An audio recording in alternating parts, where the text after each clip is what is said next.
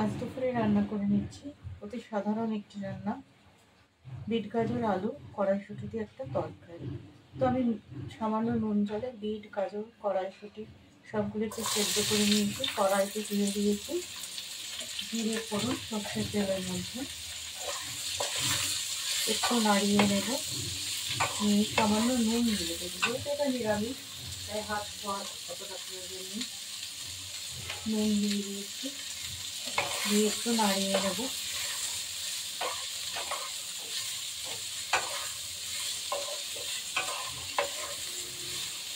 একটুখানি চাপা দিয়ে দেবো যাতে ভালো মতো এটা সিদ্ধ হয়।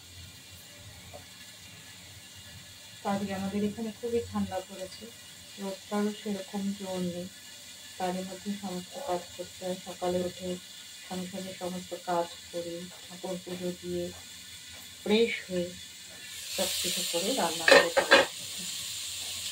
একটু নাড়িয়ে নিয়ে এর মধ্যে আমি দিয়ে দেবো হলুদের গুঁড়ো, জিরে পাউডার, ধনে গুঁড়ো, একটু কাশ্মীরি লঙ্কার গুঁড়ো দেবো। যদিও আমি আদা জিরে টমেটো কাঁচা লঙ্কা সব ভেজে মানে গুঁড়িয়ে রেখেছি, মিক্সিতে বেটে নিয়েছি ভালো করে, একটুখানি কষিয়ে নেব। নিয়ে এবার আমার বাটা মশলা যেটা আছে সেটাকে দিয়ে দেবো,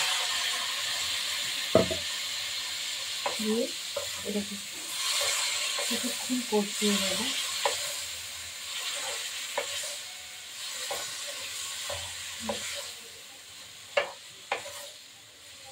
দিয়ে দেবো সামান্য মিষ্টি,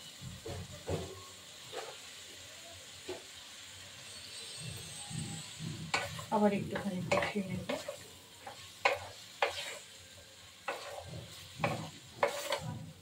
এই সবজিটা শীতকালে রুটির সাথে ভাতের সাথে খুব ভালো লাগে খেতে। আমার মা খুব সুন্দর রান্না করতো, খেতে খুব টেস্টি হতো খাবার। এবার দিয়ে দেবো পরিমাণ মতো জল। যেহেতু এটা সিদ্ধ আগে নুন জলে করে নিয়েছি তাই খুব বেশি জল দেব না।